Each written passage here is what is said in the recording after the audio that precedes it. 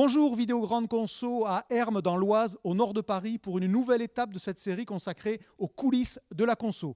Aujourd'hui, les jus de fruits réfrigérés. Qu'est-ce qu'il y a derrière cette petite bouteille de jus d'orange? Suivez-moi en coulisses.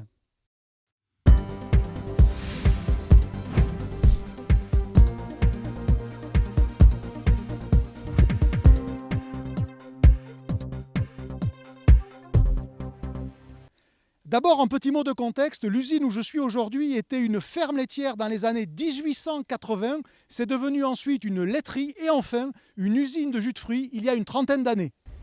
Une usine qui appartenait à PepsiCo pour sa marque Tropicana et qui a été reprise par son actuel propriétaire Tom François, qui a créé une nouvelle entreprise, Hermes Boissons, et une nouvelle marque, la Jusserie.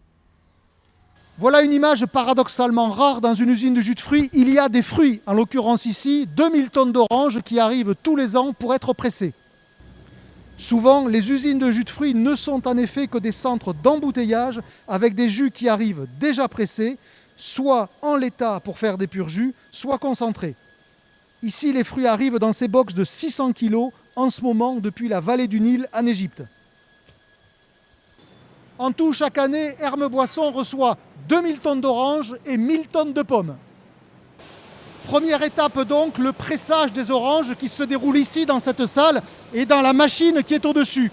À la différence des machines à jus des magasins de proximité par exemple, ici, il ne s'agit pas d'écraser les oranges, mais d'aspirer le contenu de l'orange avec des pailles qui rentrent à l'intérieur du fruit. La capacité, c'est de traiter 100 fruits par minute, ce qui représente 3000 litres de jus d'orange qui sont préparés toutes les heures. Une fois pressé, le jus doit être traité pour être conservé. L'originalité ici, c'est l'utilisation de la pascalisation et non pas de la pasteurisation, ce qui évite de chauffer le jus. La pascalisation se déroule dans cette machine qui est derrière moi.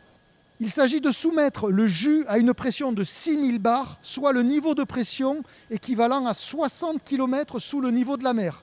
Toute l'activité microbienne est alors détruite, mais à la différence de la pasteurisation, les éléments gustatifs et nutritifs sont préservés.